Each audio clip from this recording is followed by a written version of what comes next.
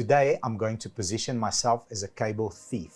I'm going to get into the lucrative business of stealing cables, as well as I'm going to position myself as a tax-paying citizen and give you the difference between how much it actually is worth taking out the copper and selling it to a scrapyard, as well as how much the replacement value is of that cable once the cable thief has extracted and sold it. Next to me, as always, Annemarie Meyer. Thank you. Let's give these beautiful people an electrifying episode.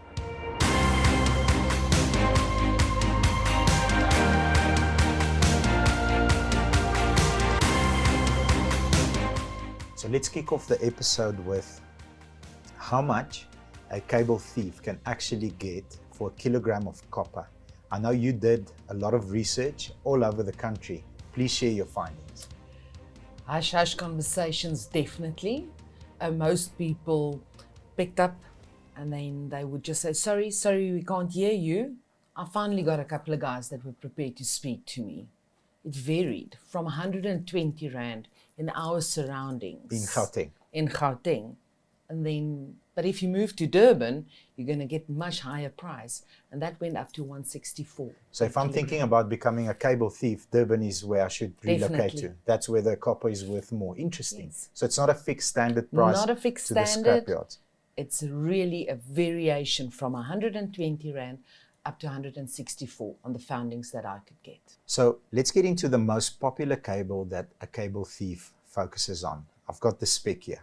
Right, so it is a 3-core armored cable with a conductor size of 150 millimeters squared. Okay, now 88% roughly is copper if they dig it out of the ground. Every single meter of cable stripped, of the insulator equals to 2 kilograms of copper. So it means if I'm a cable thief and I steal 10 meters of cable, it's 20 kilograms.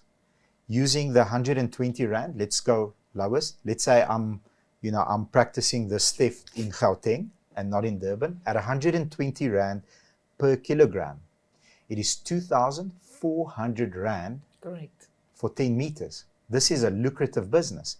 But what is the replacement value of that cable for the taxpayer? Because at the end of the day, the taxpayer pays for it. It is actually 6,700 Rand. Correct. Without labor to go and reinstall that cable. What is the ROI on that? I mean, we are, as taxpayers, losing enormous amounts of money, and that's crippling our economy. And the time and the companies that's been set out of work, out of production, because of that. Because that doesn't happen only overnight. They do steal it overnight, but it's not get fitted back the next morning. Companies aside and production time lost aside, where the real challenge comes is there's a lot of these cable thieves that are focusing on hospitals because hospitals require a lot of power. So there's lots of cables in the surrounding area. Now they chop cables away and, a wing of a hospital doesn't have power. What if it's the ICU wing? You are actually risking lives. And they call them isinyokas. These people go and chop the cable. They feel nothing. They go and sell it to the scrapyard. And there we go. 2,400 Rand versus 6,700 Rand replacement value. Okay. So how do we fix this?